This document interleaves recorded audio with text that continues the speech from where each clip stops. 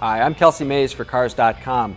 Volkswagen redesigned the Beetle for 2012, and a year later we got a redesigned Beetle Convertible, complete with a power cloth top and 3 available engines. The Beetle Convertible has always kind of placed style ahead of practicality or driving fun, and the redesign doesn't really do much to change that direction. We'll show you why.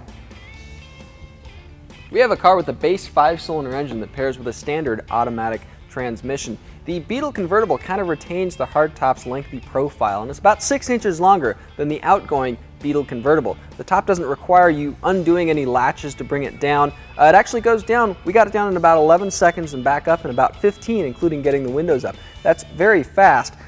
You get it down in the end, and there's a boot here that straps into place pretty easily to keep things tidy in back. Unfortunately, it does take up a lot of your view out the rear view mirror. If you put it up as well, the rear window, pretty tiny as well. You know what else is tiny? The trunk opening.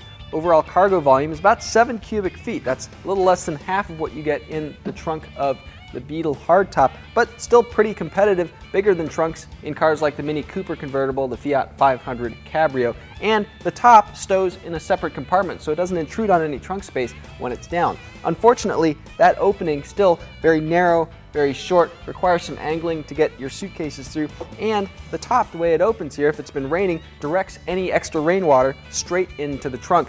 Hope you like your groceries wet.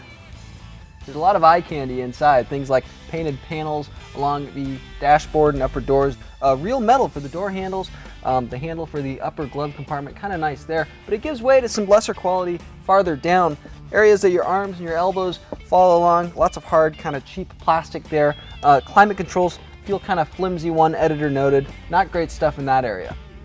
Despite there being a telescoping steering wheel with actually quite a bit of range, more than one editor found that you're either sitting too far away from that wheel with it all the way extended, or when you move up to get the wheel comfortable, you're sitting too close to the pedals. The ergonomic issues kind of go on. There's no center armrest in our car. It's optional in the Beetle Convertible, despite this car starting at more than $25,000.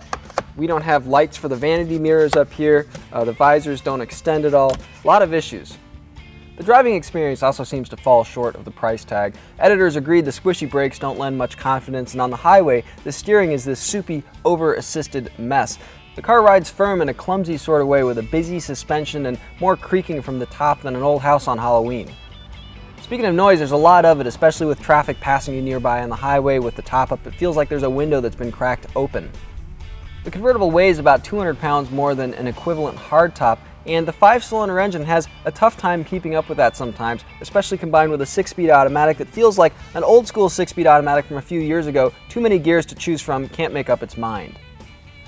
The Beetle Turbo or Beetle TDI, the diesel version, convertibles might solve some of those issues, but we can't help but think that this car feels a little bit short on refinement, especially given its price range. Some shoppers may not care, but consider the competition, other convertibles priced in the same range as the Beetle Convertible, because cars don't need to sacrifice quality, practicality, and drivability just for the sake of attraction, and unfortunately it seems like this Volkswagen does a lot of that.